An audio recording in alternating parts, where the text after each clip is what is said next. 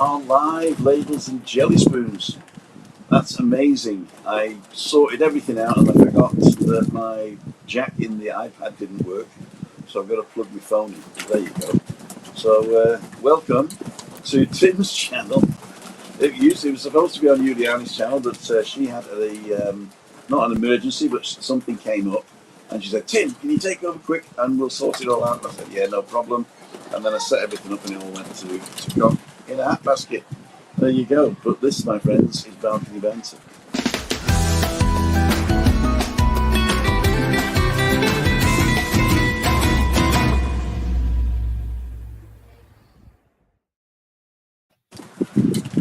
And there we go. We're back in the room. We've got Ian Millar and a beautiful sunset. How the devil are you, Ian? Fine, thank you. How you doing out there? Cool dudes, we're doing fine.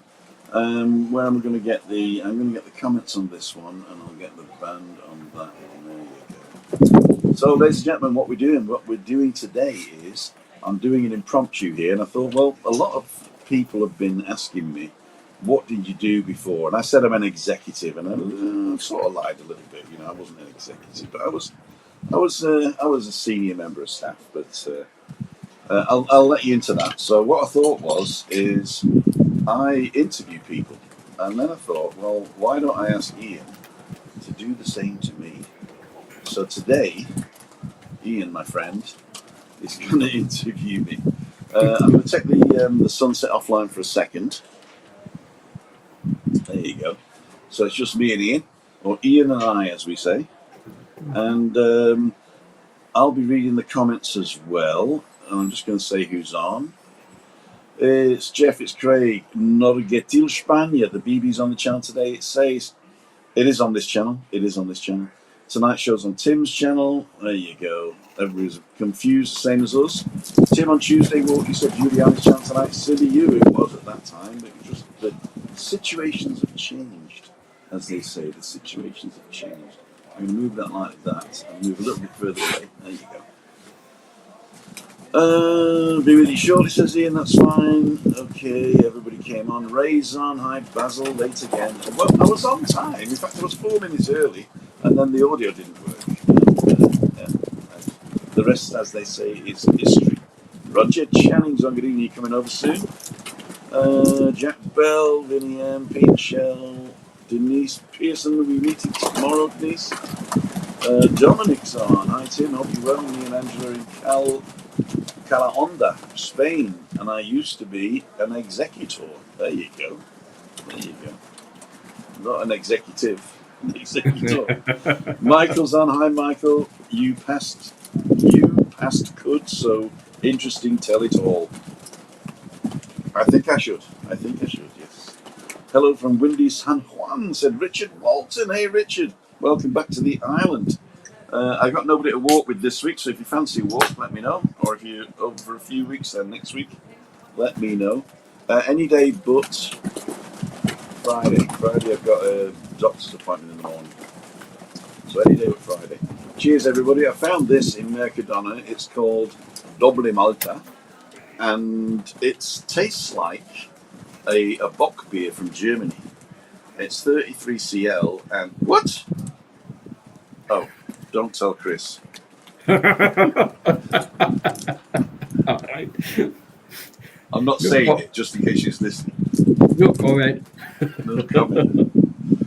I thought I was on a roll. I've had one already. On my second now. Yeah. Doble. Sounds windy there. It's been terribly windy today. In fact, it was perfect weather to go and do that drone thing I was going to do. But obviously the wind wouldn't let me do it. You know, you've got to, when you do your pre-flight checks, you've got to go to this website and it tells you what the wind's like and everything in every part of wherever you are. It's very good, actually. And it says I'm not allowed to fly. So. Well, you got to do what that's the end of that. Say again? You got to do what the machine tells you. You got to do what the machine tells you, exactly. There you go. So we're in. As you can see, I'm in the shadow bit here. The sun is. Whoa! Something happening there. You're blowing about. I'm blowing about, Ian. So, Ian, what's happened since last week for you first? Oh, it's been a week of 2 steps forward and 1 step back. Oh dear. Exactly. Oh dear. The heating went off for a The start. heating went off. Our heating went off. Oh dear. Uh, I'm all electric, so we got up one morning and it was nice and cool. Uh-huh. um, I got that repaired eventually. Managed to do that myself, that's no problem. Um, I snapped my adjusting knob on the camera tripod, so Uh-huh. the camera So, tripod's stuck in one position now. and is it a position you can use at least? Yes, it is, and with Okay. a wee bit friendly persuasion, you can get it to turn to what you want it. Okay. Cool dude. Uh, and then, thinking my troubles were all over, the latch on the window stuck solid. So that was, So, that was so you my can't week open the up to window. date. Luftstoßen, as they say in Germany. In Germany, when it's minus 20 degrees, they open all the windows to change the air in the rooms. They call it Yeah, Stoßluft. right. Stoß is like to push, and Luften is to aerate. So it's like a massive aerate. So if you're cold, not wet, open all the doors and it makes you feel good. I've just got to reply to two of these things. Richard said, "How about tomorrow morning?" I can do tomorrow morning.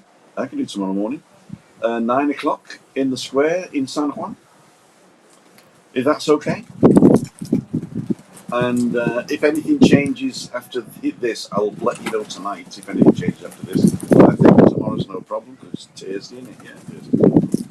Okay, and Tina Ricky, thank you so much for all your support. I did message you privately, and also thank you on a reply on your thing. But it's nice to be able to talk to you and say thank you for all your support there. Yeah. And Michael McGuinness is saying wine was about the alcohol volume of your beer. When I first started to drink it, wine is gradually getting stronger.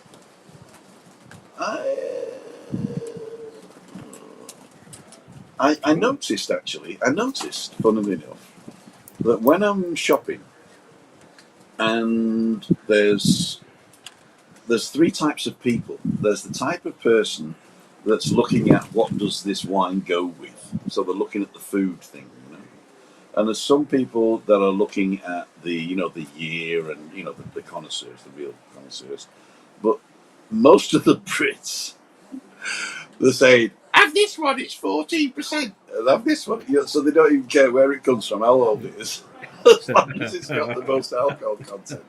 And I thought that was funny. No, That was funny. no, But no. then again, I'm the one buying the beer with 7.4 by volume, though. There you go. So it's Right, there you 7.4 are. by That's volume. it. So Aye, it's not aye, 7.4% aye, alcohol in the tin. aye. Anyway.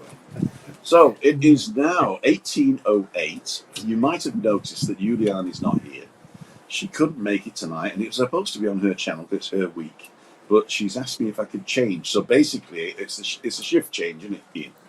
It's a shift change, and we'll work out the next few things. Yeah, one or two things Cool, in the dude. pipeline, so Okay. we'll work it out.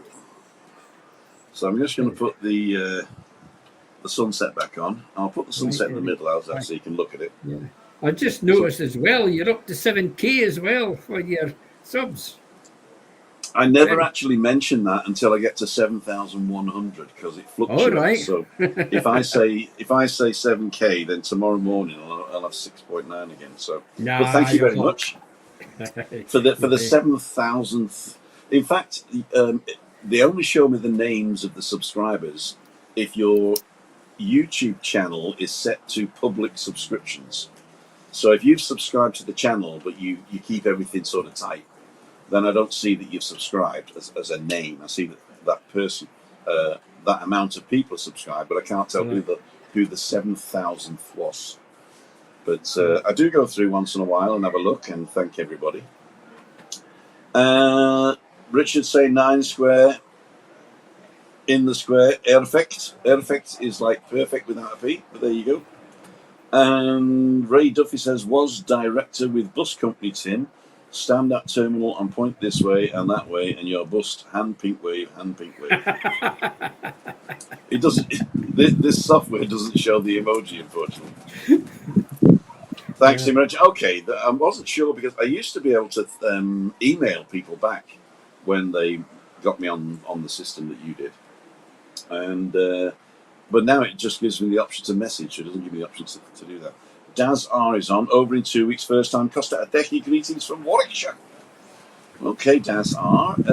Hope you've done your homework and you've gone through all my videos about Costa Adeki, and you've done all your homework looking at Andrew and the Mechmaster, the Crackmaster, and Rick and Shelley, who are going on. They're not going live. They're doing a premiere at 7 o'clock. So what I've done, this live stream will actually send you all over. So when I finish this live stream, it'll actually recommend Rick and Shelley's channel. So just keep watching. Keep watching. There you go, David Banter. Hello, David and Ian on silent. Hi, Tim, Christina, and Ian on silent.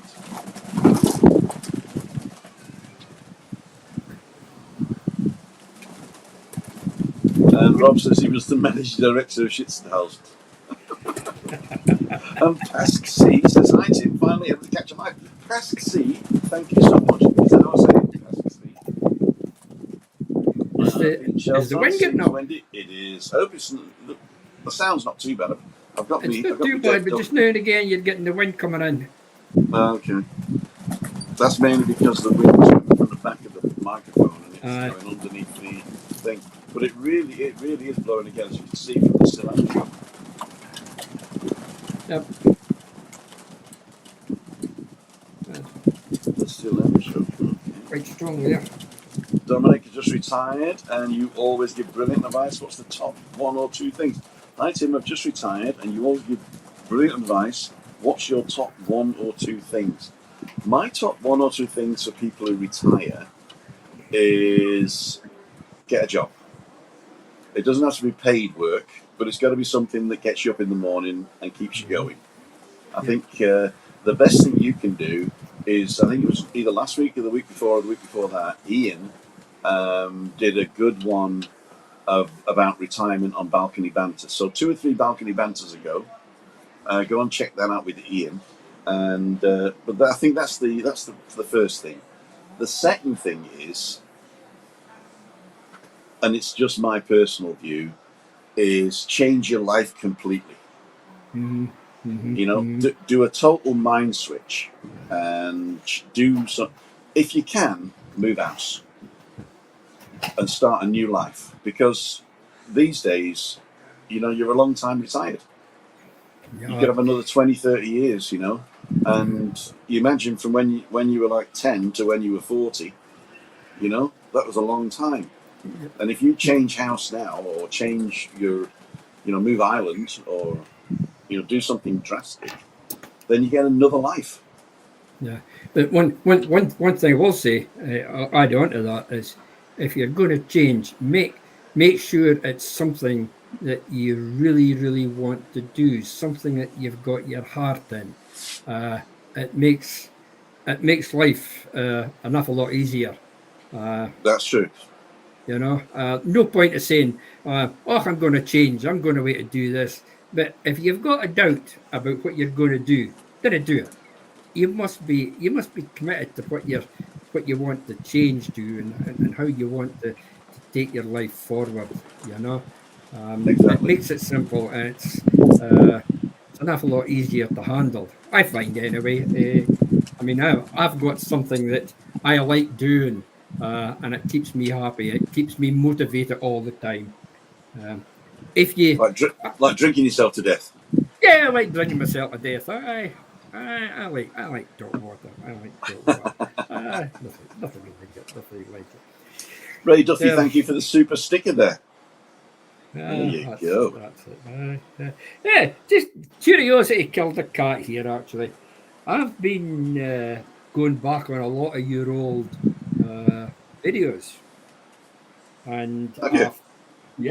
I've actually, you probably put me right on this one. It was a way back. It's the first one that I can find. It's MS Physio in the pool. It's 5 years ago, and it's Oh you and wow. Christine going into the pool. Uh-huh. Was that the first video ever that you did that you made No, live? no. What happened was I've had this channel for quite a while, and I had a channel before that just timmed out. So I've got another channel that I don't use anymore. And so uh, when I came here, I wanted to do something different, and I was working as a magician, so I didn't really have a lot of time. And then when I stopped working as a magician, which was around about 5 years ago, I started the YouTube channel, and so I deleted everything that was before that and just started with the introduction. I think was one of them, and the pool. I think was one of them. Yeah, that's right. That's right. So if you go back far enough, you'll only get the ones that are to do with living with MS in Tenerife. You won't get the ones that I did for Fit by 50, and then Fit by 55, and then Fit by 60. These were all these were all the failed weight loss things, you know. Oh, right. There's another But it was fun at one. the time. It Another was one fun that at I the time. saw was the wheelchair bonanza one. I saw that as well. I like that one. Yeah, I I like think that. I think I've got that somewhere. I can actually show it, but Uh, I've got to get it on the computer. I can't do it on the iPad and stuff, which is the a shame. reason I brought these two up, Uh-huh. the last time that we were in Tenerife, you did something to me at the meetup. Oh, So I just thought, see, it's just you and me tonight. uh-huh. I'll turn the table on you. Okay. Um, quick question for you. Uh-huh. This was probably before near the end of your time working. You worked with Siemens. I did. Yes, I did. I worked for What were Siemens. they actually producing? Right. I know you get traffic lights with control boxes and everything with Siemens on this side, right? Uh-huh. Okay. Uh-huh. So what did they actually produce? I was in charge of designing the kettles for the tea. All right. No, it wasn't. Right. No. Right. Siemens is a massive company. I mean, it really is massive, Yeah. and it employs a lot of people in every country in the world. And they had certain divisions, so that they've got like the discrete circuits division that builds things like power stations for countries, you know. Yeah. And they have the uh, appliances division, which was just a way of getting into America. You know, they had Siemens kettles and Siemens cookers and fridges and stuff, All right. and Yeah. that was just a way of getting into America and getting the name Siemens.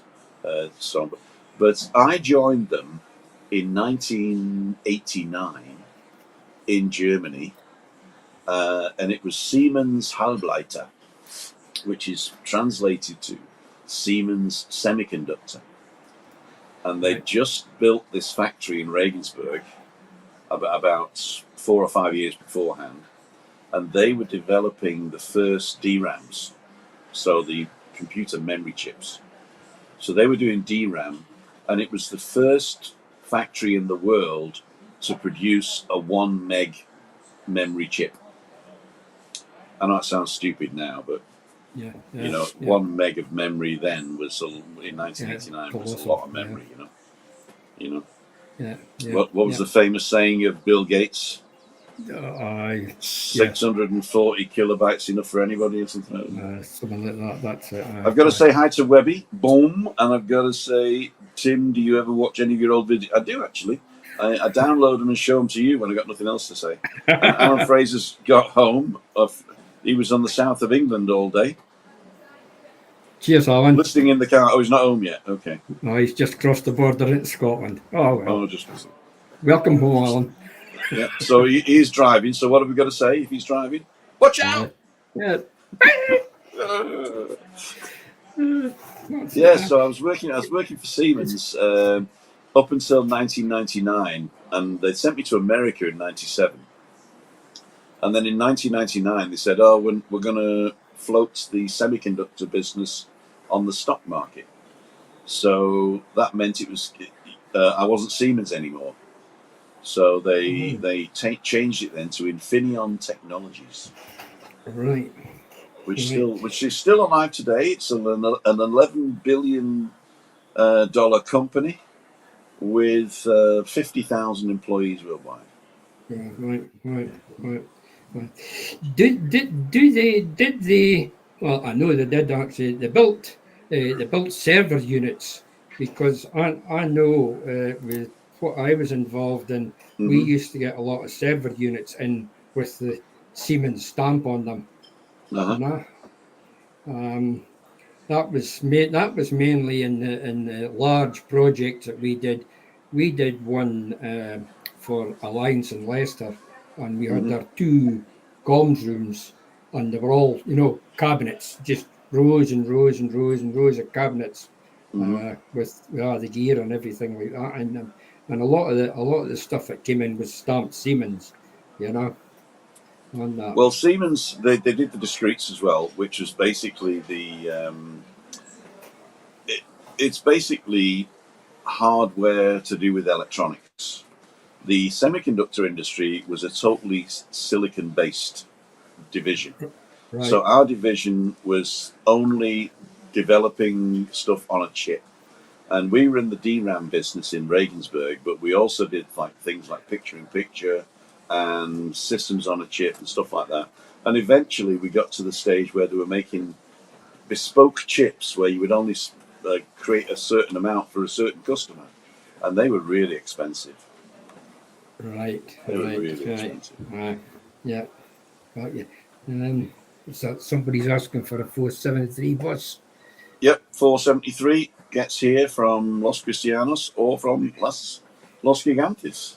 So you Yeah, can get it from either way and get off in Cayo Savaki yeah, at the bottom of the hill just past Nebula as it goes round the roundabout.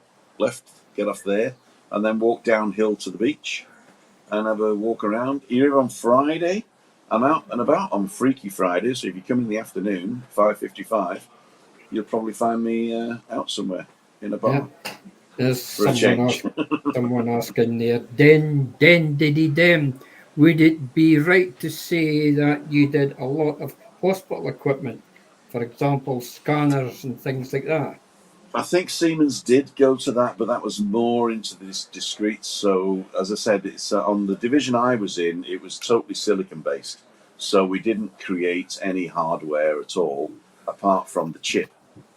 So I'll come to that in a minute. What my Yeah, actual job was there, because yeah, I had a yeah, few jobs there. yeah, yeah.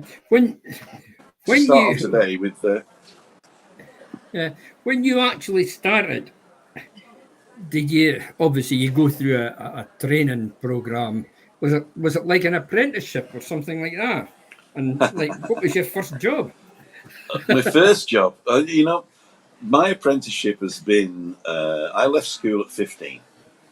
So that was in 1975. I was 15 years old. No, I'm sorry. I left school at 16. Sorry, I left school at 16. I mentally left school at 15.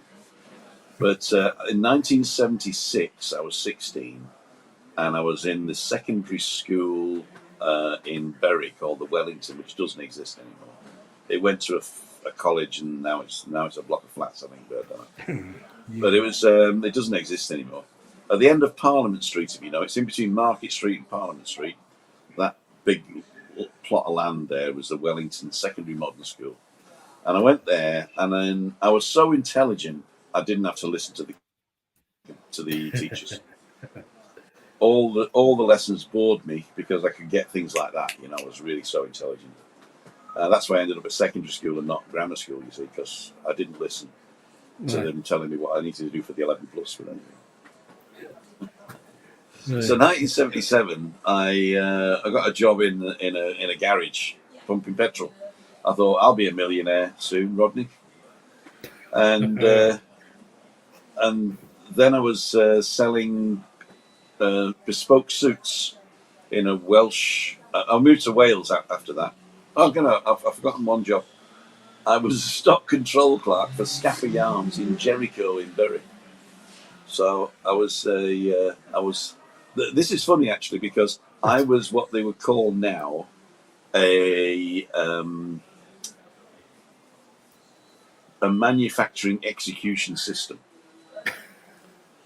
So the MES, which is the manufacturing execution system in a factory, if you've got certain stages that a product goes through to get manufactured, then you've got to sort of schedule time on tool number 1, tool number 2, tool number 3, and you've got to put it through a certain factory thing.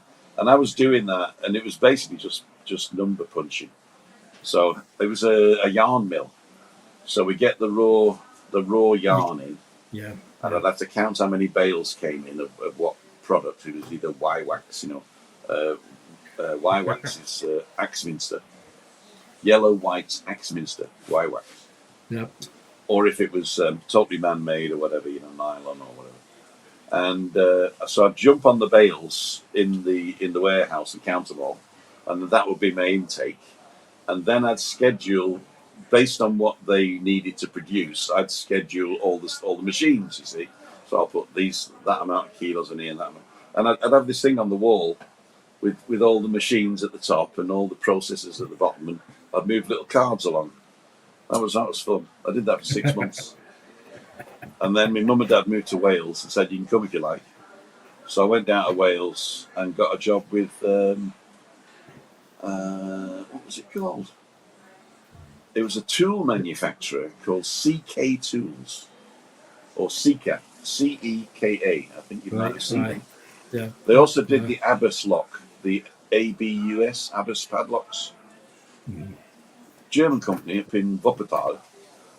And their European distribution centre was in North Wales, in Bethel. For them, in the warehouse, sending out orders. Picking orders, I was. That was fun because I was in this tunnel with shelves, floor to ceiling, and I had this machine that would go up and down, forwards and backwards, and I would just go and pick. Like what computers do now. That was me. So first of all, I was an MES, and then I was an auto picker for that. I fell out with them though. I fell out with them because I didn't like the boss, and I went to work for QuickSave. I'm still waiting for this apprenticeship with Siemens. I'm interested in this. Well, the thing was, the apprenticeship with Siemens. Let me just finish the arc. Yeah, go on. Okay, finish the arc. So after QuickSave, I decided I wanted to be my own boss. So I started a firm, Tim Dowd Enterprises, Rodney. Oh, right. And I went as a market trader, and I was selling jewellery or gold-coloured chains, Mm-hmm. And then I got involved with this guy who was doing good jewellery, and he sent me out on the markets and he paid me a wage. And then he didn't want to do the market trading anymore because he sold it to another guy who was a bit posher, and he said, I don't want my jewellery being sold on the market. So he gave me my first golden handshake. He gave me the market stall, £100, and said, go and find a product. And so I wrote to this, you get the adverts on the back of Superman comics, jokes and tricks, snap hits and disappearing ink and all that fart powder. And so I bought a big box of that, and I went on the markets as the Joker. And then I went and I couldn't live on that, so I was selling bespoke suits in Carnarvon at Geogriffiths, and I couldn't earn enough money on that. I ended up being a furniture salesman in Times Furnishings. It was actually Cavendish Woodhouse at the beginning, but the Times took them over. And at the end of that, I was driving home one night after a five-a-side. I'd had 2 shandies, and this guy reversed out on a Welsh road in the middle of the night, right into me, and I got done drunk driving. Although I wasn't drunk, I still claim to this day I wasn't drunk. And what happened Right. was he took me in the house and he gave me a brandy to calm me nerves. Right. And all I'd had was 2 shandies. Right. But as you know, the rest is history. The brandy was too much, he says. On There top he of the was. shandies. On top of the There he shandies. was. Yeah, but I mean, the brandy I drank after the accident, so I know. it shouldn't have counted. Aye. So I had to do something else. So I went to college. I went to Newey Deeside College and learnt computer studies in an HND. It wasn't even a degree, HND. And Right. at the end of it, they had lots of money left over from the European Union Comet Scheme, I think it was called.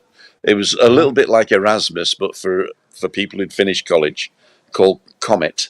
And they'd pay for you to spend 6 months in a foreign country working.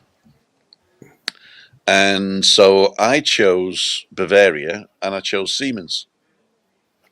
So basically, I was paid by Comet Scheme and Siemens for 6 months to go and do this. Let's call it a practicum. So this is now what you're calling an apprenticeship. Right. I did a practicum with Siemens. So at the end of it, the end of 6 months, they said, "Do you want to stay on?"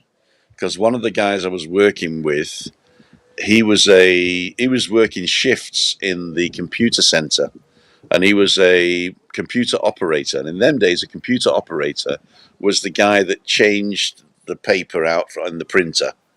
And I don't mean the printer that you print stuff out on. PCs didn't exist then. This was like a mainframe computer, and it didn't have it was a PDP-11 from a VAX PDP-11, and it had like discs, like 18-inch discs or 12-inch discs, I think they were, in an array, and you had to change those out, and then it would actually, what's the word? Oh, before we go any further, can you see the what's it called? The Sunset? No, not the sunset. Next to it, Yes, it's the sun. Oh, what's it? Oh, it's a whirlwind, a tornado. Can you see it? What is it? Right Yeah, here? there. Right, that's it. Right there. Oh All wow! right. Right. You saw it here first, ladies and gentlemen. Yeah. We'll go live and we'll get 50,000 followers now. It's just moving along, moving across there. Moving to the left, yeah. Yeah, that's it. Yeah, that's it. That's not going to say anything. No. Oh, that was cool. Is it whipping up the water? He was. It will be. Look at the sunset you've got there. Look at that. That's a Beautiful, clear one isn't in the night. Beautiful. The sun's going down off the coast of La Gomera now, so it'll actually go down behind El Hierro. So that'll be quite good to see. Yeah. Yep. So basically, that was how I got into Siemens. Was the guy was going to the army, and his job became vacant, and he said, "Do you want a job for 18 months while he's in the army?" I said, "Yeah." And then they changed the law that you only had to stay 6 months in the army. So after 6 months, he came back and took my job. And a mate of mine who, well, I've known, he actually gave me the practicum. In the practicum 6 months, I became a C programmer. So I was programming man-machine interfaces for machines. Right. So I think the first thing I programmed was I cut the cable between a keyboard and a controller, and I had to read the the bits and bytes of this keyboard, the machine code, if you like. Yeah. And then what I did is when the operator typed in new lot to process something, and they type in the lot number, then my program would go to the database, get the recipe for the lot number, and send it back, and automatically type the recipe for that lot number into the screen, so they wouldn't have to do it. And that was very important, really, because when you're processing silicon, it's done in layers. So if you destroy a chip or a wafer, if I like, at the first layer, then you're only destroying, let's say, $10,000. But if you do it at the fifth layer or the sixth layer, you're destroying like $50,000. So there was a lot of chips on a wafer. They're only 6-inch wafers at the time, but my programs then saved a lot of money. Which it wasn't my. I mean, I didn't think of it. They just told me to do the job. But they wanted to save money by stopping people doing what's it called, making mistakes. So that was basically, I was at the bleeding edge of the technology. Right. So when you're asking, did I do an apprenticeship? I actually was at the right place at the right time, where I was 2 steps behind the guys developing the system. Yeah. And so they came up with this man-machine interface for all these semiconductor stuff. In fact, they were trying to define a standard, semiconductor equipment communication standard. And they'd done standard 1, which was the low-level handshaking. Machine code stuff, and they were just about to develop level 2, and I was at the right place at the right time because I was automating all the stuff in the factory in Regensburg. There was another guy doing it in Villach at the same time, Rudy, and we got together and we were de facto experts in the field. So SEMI, which was a multinational think tank, invited us over to San Francisco to give a talk. And I became famous because I was the guy that says, you know what, all your standards and stuff, nobody's going to do it because it's too expensive, and they're going to interpret your standard, and they're not going to do it. And people didn't believe me, and I said they're just not going to do it. It's they're trying to sell hardware, and they're not going to invest in software, and they didn't. Canon, for instance, you know the camera people. Yeah. They make steppers. Now, a stepper is basically a glorified camera, but it's $5 million. And all it does, it takes a reticle, which is like a silhouette of an electric circuit, and it shines through like X-rays or I-beams or some sort of stupid light, and that goes onto a silicon wafer which has been treated with a photoresist, and once it's photographed, it goes in and then it gets polished and etched away, and anyway, so it builds up the layers, right? And Canon, our company, bought an interface. They wanted an RS 242 interface. 242? Yeah, I can't remember now. Someone like that. And it was a big 25 pin thing like they were doing. They bought it for 50 grand, and it came, and there was no software behind it. So we bought a plug for 50 grand on this $5 million camera. And so I said, look, we got to do something. We got to do a tool operation scenario, which I started writing together with Rudy and a couple of other guys.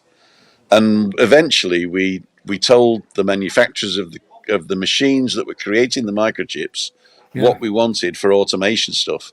And because I was like a dog with a bone, they had to do it, because we weren't going to give them $5 million for the next stepper until they'd done this. And then SEMI came back and...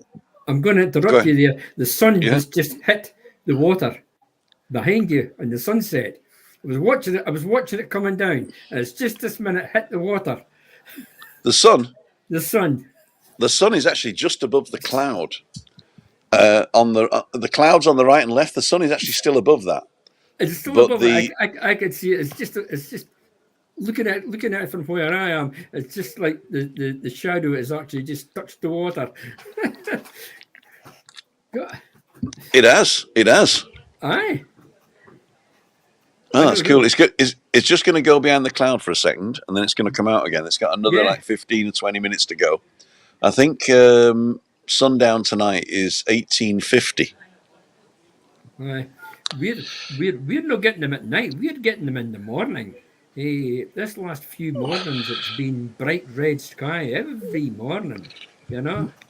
Red sky in the morning, shepherd's warning, as they say. something like that. Aye, yeah. Michael's just asked, from the life experiences, what advice would you give to your 21-year-old self? I've already said that, I think, on a few occasions. Don't take yourself as serious as I did, and you are expendable. I think well, I'll even go further than that. You're insignificant. Yeah. You're insignificant. People don't think about you half as often as you think they do. Yeah. Well. Yep. Yeah, so that was fun actually. I was actually on the bleeding edge of this thing, which basically when we opened the factory in Dresden, they said we wanted to send me to Dresden because they wanted to move the manufacturing automation up to Dresden. And the wife says, "I don't want my daughter growing up with a Dresden accent." Yeah. I mean, it's not a bad accent, but it's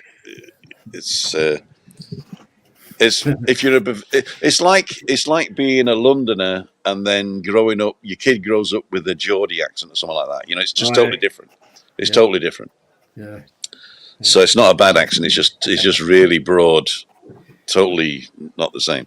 So I didn't go to Dresden, and my boss went to Dresden, and he was disappointed really. So then after that, I was sort of floating. And then this one guy that I met, Dr. Helmut Buchner, hi Helmut, if you're watching, and his wife Cindy from Singapore, hi Cindy. They knew something I didn't, that the Siemens were going to open a factory in America. But in the meantime, they were building one in Newcastle. Oh. And so they built the one in Newcastle, and they fitted it out. And as the PCs came in the front door, they were being thrown out the back door. Usual. And so there was a big problem with shrinkage over there. And then Motorola came in and said, "We want to do a joint venture with you in Richmond, Virginia." And Siemens says, "Oh, we're still doing Newcastle, but we're having problems." The Queen came and opened it, Right. but it wasn't open. So it was the machines weren't in, but the building was there, and the HEPA filters were there, and everything was clean. So the clean room was done. The PCs were coming in and going out like soft mick, and so Motorola said to Siemens, "Close it." And Siemens had never closed a factory before; they'd opened it before, ever. Siemens were like, "We can't do that. We've promised, and the Queen's been, and all that. And Motorola said, "No, close it. And if you don't close it and put the money into the Virginia joint venture, then we're not going to do it." Right. So Siemens closed. So I was going to go to Newcastle as well, but I didn't want to go because it wasn't Manchester. Yeah. Did you ever come across or have any dealings with the Hyundai side? We got involved in a big new factory just in Dunfermline. It was being built, and this was to make a new generation of chips. Just what you were talking about there, the layers and layers and chips.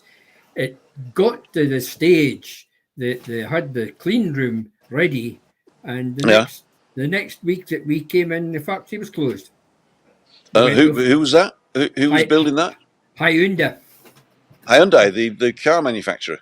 Aye, yeah, but this was for manufacturing chips.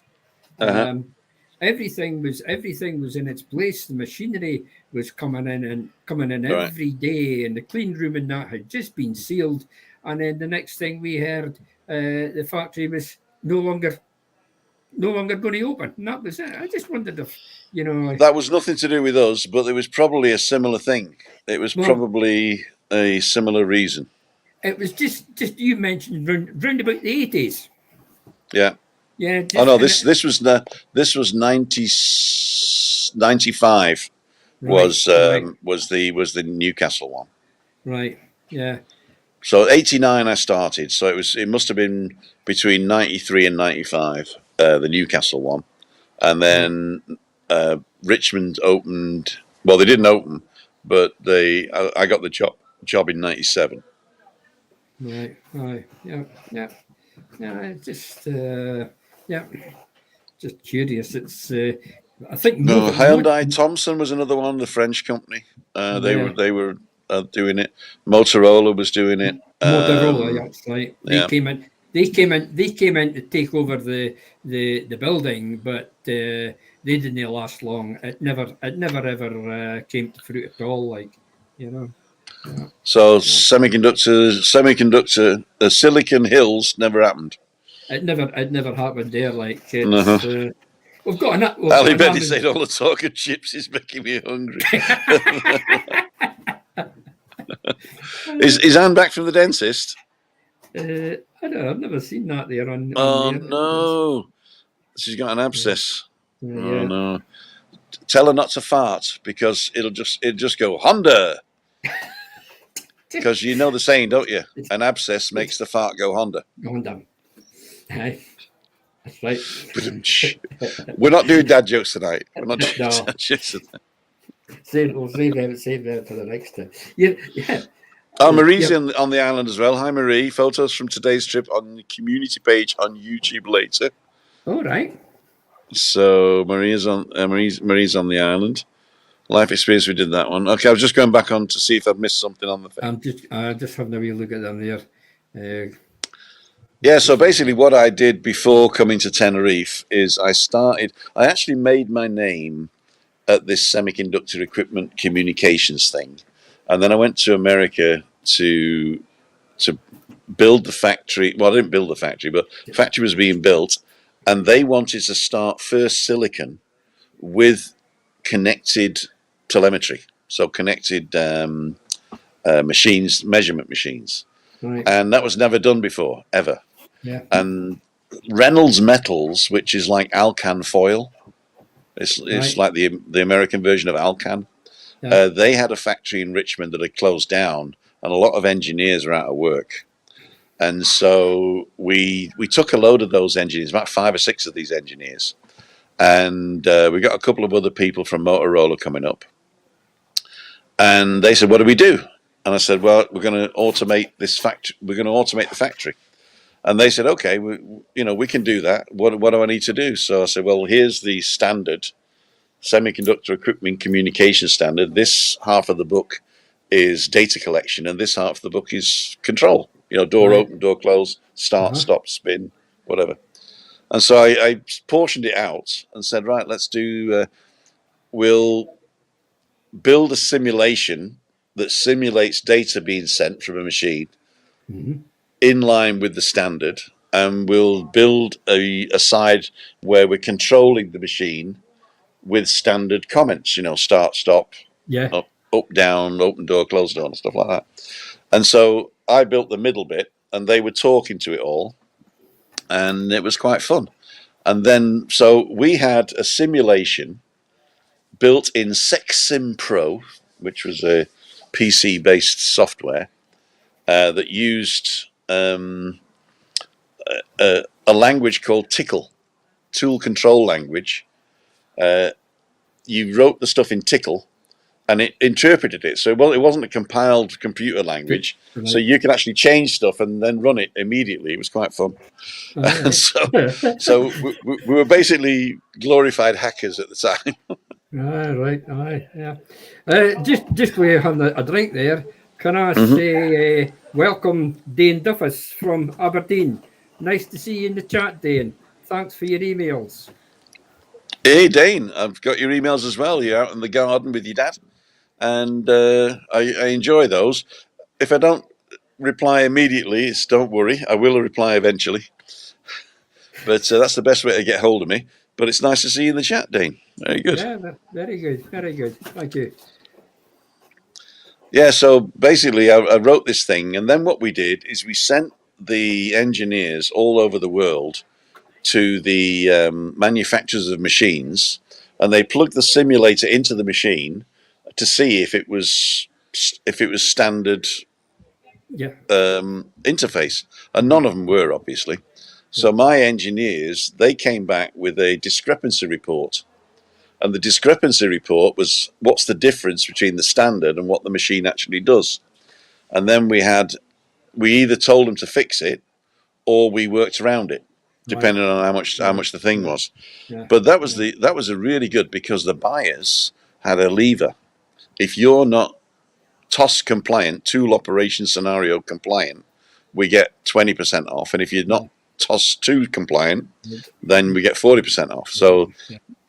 they were actually negotiating for a worse interface than I wanted, because they were going to get cheaper. So no. They said it's cheaper to pay you to work around it than for them to fix it. For them to fix it. Oh well, there you are. So basically, it was quite good. It was quite Yeah. good. So it was.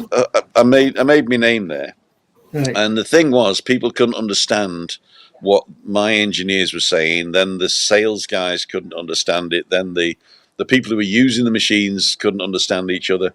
So I eventually started talking in between them, Right. and I had this affinity to be able to talk at any level, at any sort of like knowledge level, if you like. Right. So I wouldn't go into details with the sales guys, and I would stick to the details and no politics with the engineers. Yeah. Yeah. And the scientists just got data, you know. Right. And so this guy called Rainer Misali noticed me and said, "This guy can talk to all levels. So I want him as a communication guy." So that's when I went into the communication business instead of the software business. Right. And that's when I became a senior business analyst, because Siemens, or Infineon as well at the time, they had these levels where Yeah. you could only grow in the business if you had people reporting to you. But there were a lot of people that were not manager material. I mean, I think I'm a leader material, but I'm not a middle manager. I can't manage people. And I even went on a couple of courses, and I thought, that's not for me. You know, I'm not an idiot, basically. So I can lead people by example, or I think I can give people sort of like, I can lead people, but I You can't can. manage people. Yeah. You can show them the road, but it's up to them to follow it. Yeah, not only that, it's but I think I can, you know, people do what they want to do anyway, so just bring the best out in them, you know.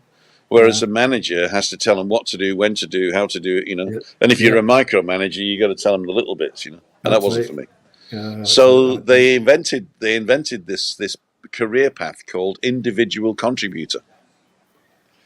So I became an individual contributor, which meant was that every time I wanted a promotion, I had to invent a new job. And I always invented jobs that I enjoyed doing, like doing videos or doing. We had this chat function. I think it was a Microsoft system where we could have this closed chat. It was like corporate chat. They said, "Why do we want corporate chat? We want people working, not chatting." Yeah. So what I did is I went round and I did a presentation, which I can't remember the presentation now, but at the time it was very good. But it was basically, can you imagine? Engineer wakes up in Singapore. It's 2 o'clock in the morning in Germany, and he's got a problem. And so he just sends out into the chat to his peer group, "I've got a problem with XYZ." And then German guy comes online at 8 o'clock in the morning, 7 o'clock in the morning. No. He sees it. He says, "Oh, I know something about that, but I'm not sure about it." And he passes it on to our American colleagues in the evening. And all of a sudden, now we have done 3 days' work in 24 hours. Right. And it sold it, you know, it sold it. So they implemented this chat. Of course, they ended up sending pictures of cats to each other. But All right. I'm gonna interrupt you there. Actually, as the sun is just disappearing. I can see there.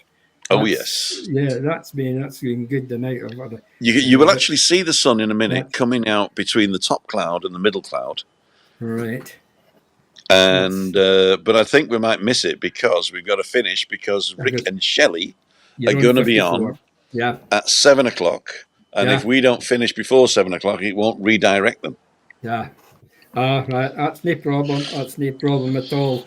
That's very interesting. Very interesting. I've got a lot more here actually that I'll spring on you some night.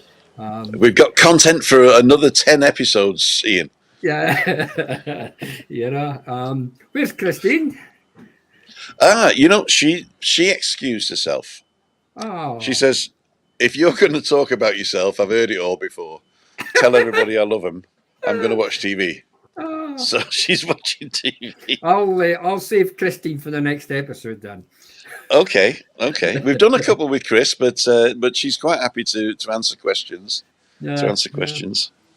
No, I think we'll leave. We'll draw a line under that one there, and I'll say many thanks for that. Thank you. Thoroughly enjoyed it. It was just a get your own back on you. Yeah, the thing is, I love talking about myself. It's the only thing I know about.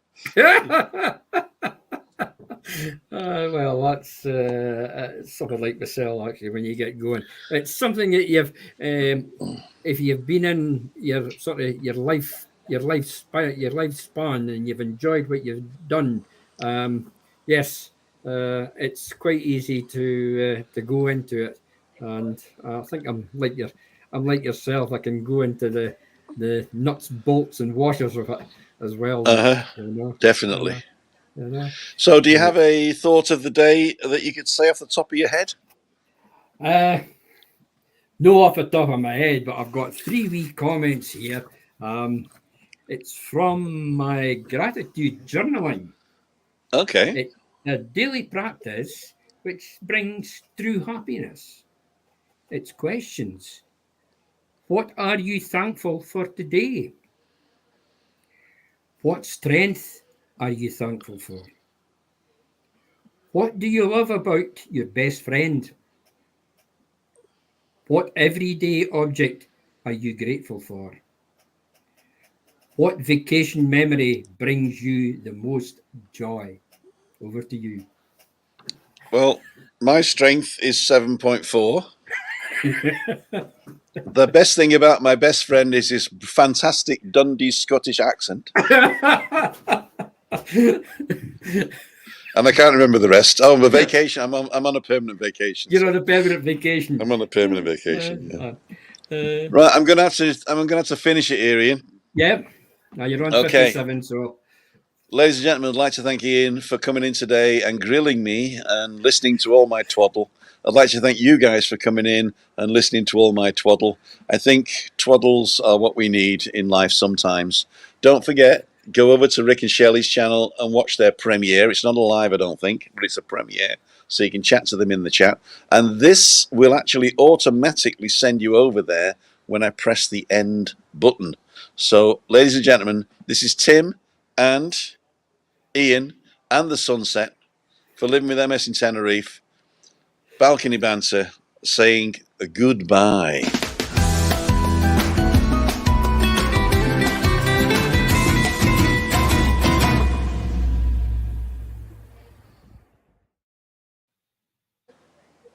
See ya.